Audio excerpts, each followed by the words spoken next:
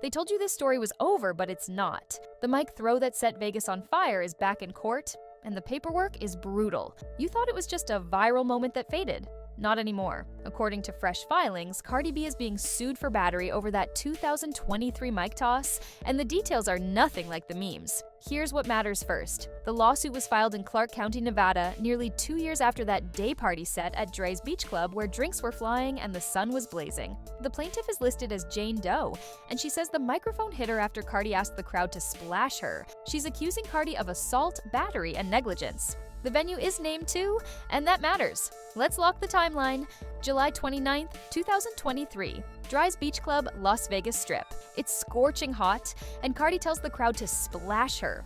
One of those rowdy summer moments where everybody thinks they're part of the show. Then it turns. A drink hits her face, Cardi snaps, and the mic leaves her hand and sails into the audience. The clip loops everywhere, and the internet picks sides in seconds. Police got involved back then. A woman filed a report and said the mic hit her right shoulder. She told officers she felt pain. That's on record. But after the investigation and a review with prosecutors, no charges were filed. The criminal side went quiet, and everyone assumed the saga ended there, except it didn't. Fast forward nearly 2 years, and Jane Doe files a civil suit. This isn't the state pressing charges. This is a private claim seeking damages, accountability, and a public airing of the facts. She says Cardi suddenly and forcefully threw the microphone and hit her. She says she was just following the vibe after Cardi's own words invited splashes. She says what happened next wasn't part of any show. The suit doesn't stop at Cardi. It names Dre's management group for negligence. The argument is simple. If an artist is encouraging a behavior that could turn dangerous, the venue should anticipate risk and manage it. That's a big swing in court because it widens the target. It suggests this wasn't one chaotic split second, it was a predictable powder keg. Now the part that made my eyes pop, the mic itself. You remember that eBay auction after the scandal? The mic reportedly sold for around $100,000, with the seller saying it would go to charity. The plaintiff claims that sale poured gasoline on her humiliation, turning a moment of pain into a souvenir. She says the viral victory lap deepened her trauma. That's not a detail, that's a strategy.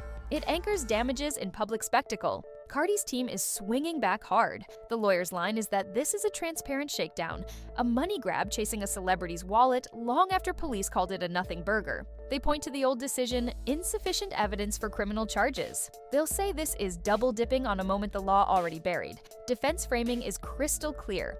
Case closed means cash grab. But civil court isn't criminal court, and the bar is different. Let's talk about that standard. Criminal cases need proof beyond a reasonable doubt. Civil cases run on preponderance, more likely than not. It's a lower bar, and in a civil case, the viral video, crowd angles, security logs, and that police report line about right shoulder pain become puzzle pieces. You don't need a smoking gun, you need a stack of small receipts that point the same direction. Jane Doe's complaint builds that stack. It says Cardi asked for water and demonstrated consent by splashing herself. It says other people splashed without issue. It says when Jane Doe splashed lightly, things exploded. Then it lists the injuries: pain, emotional distress, humiliation, reputational harm. The language is classic, but the twist is timing. She filed days before the statute of limitations ran out. That's pressure. It means the clock was a defendant too. There's also a pattern claim on the table. The complaint points to an alleged mic toss the night before at the same venue, this time toward a DJ. If the judge allows that evidence, it goes straight to foreseeability. Should the venue have seen this coming? Because if they should have, negligence claims get teeth. That's why the venue is nervous. Foreseeability is where nightlife meets liability. Public sentiment is messy. One side says Cardi got disrespected and reacted humanly in a high adrenaline moment. The other side says superstars don't get to turn hardware into projectiles. Period. In court, respect won't be the metric, risk will. Was there a safer way to shut it down? Could security have handled it? Was the toss reckless given the crowd density? Those questions are boring on social media and devastating under oath. And then there's the internet tax. The plaintiff says she was mocked and harassed online after the clip. That's a psyche hit with a paper trail. Comments turned into exhibits. The auction listing turns into an exhibit. Any clip where the moment is celebrated like a meme becomes an exhibit. Humiliation isn't abstract when screenshots are stapled to a filing. That's modern damages, the injury and the amplification. Cardi's best route is to separate intention from impact. If the team can argue that the throw was a reflexive defense at the person who splashed her, not a targeted strike at Jane Doe, they'll try to shrink liability. They'll try to show the mic's flight path, frame by frame, to argue it wasn't aimed to hit anyone specifically. They'll say it was a warning toss, not an attack. They'll say crowd chaos, not intent, caused contact. But intent isn't required for battery in the way people think. Harmful or offensive contact counts, and throwing objects into a packed crowd is risky by definition. That's why the plaintiff keeps repeating suddenly and forcefully. It paints a picture where the act speaks for itself, regardless of what was in Cardi's head. In civil court, that can be enough. Let's not ignore the optics. Filing just before the deadline screams strategy. It gives the defense less time to gather, and it keeps the headlines fresh in the lead up to any Cardi release, appearance, or campaign. The other optic is power. Jane Doe is deliberately anonymous. That keeps focus on the alleged act, not on her identity, and it signals she's shielded from the worst of the internet's pile-on. Anonymity isn't weakness here, it's leverage. How does this end? The boring answer is settlement. Most civil cases settle. If the venue wants to cap exposure and Cardi's team wants to mute discovery, checks get cut, but settlement isn't guaranteed. If the plaintiff wants a public reckoning, she can push for depositions, surveillance pulls, all-angle video dumps, stage crew testimony, and that mic auction paperwork. A discovery calendar would keep this story alive for months, and discovery cuts both ways.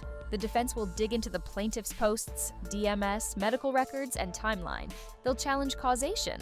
Was it the mic that caused the pain, or a crush of bodies? They'll parse every frame to suggest the mic hit someone else first, or that the angle made contact incidental. They'll try to move the court's view from Cardi threw a mic to a mic ended up there. Remember, this isn't a jury of stands. It's a judge and maybe jurors who expect professionals to be professional. On stage, the artist is the most powerful person in the room. A venue is a controlled environment. That's why the negligence claim keeps breathing, because reasonable control is the whole point of a club's security plan. If the crowd got mixed messages, splash me, then don't splash me, that contradiction will play big. There's also the bigger conversation. Fans throwing stuff at artists and artists retaliating. The last few years have been a mess. Phones, bracelets, cups, all of it. Artists are on edge, and some snap. Courts don't decide culture, but they do set incentives. Lose a case like this, and the message to performers is simple. Don't throw back, win it, and the line stays blurry. Either way, everyone is watching, and we have to talk about that auction again. The plaintiff says the mic's sale made her injury into a spectacle. Even if the proceeds went to charity, the symbolism is tricky. A weaponized moment turned into a trophy. In a courtroom, symbolism matters. Jurors are human. They feel the PR play, not just the paperwork. Cardi's attorney went for the jugular with one word: pitiful. That's designed to frame the plaintiff as opportunistic before anyone reads a single exhibit. The plaintiff counters with another frame: no one is above the law. Those are the two poles of this fight: cynicism versus accountability. The evidence will decide which one sticks. If you've ever wondered why big-name cases seem to flare up just when you've forgotten them, this is why. Civil law runs on timelines and leverage. File late, file loud, and you control the narrative for the first wave. But after the initial shock, it's just facts and tapes. What did Cardi say before the water? How close was Jane Doe? How hard did the mic leave her hand? Where did it land? Those little questions become the whole case. So here's where we land. A 2023 Vegas flashpoint has become a 2025 courtroom story with unusually sharp receipts. A clip, a police report line, an auction listing, and a complaint that maps behavior to harm. The defense has bite, and the venue has risk. The plaintiff has a simple, sticky claim. I got hit. Under civil standards, simple can win. If this goes the distance, expect a quiet tug of war over settlement numbers and face-saving statements. Expect leaked deposition snippets. Expect every angle of that clip to be slowed, stabilized, and litigated.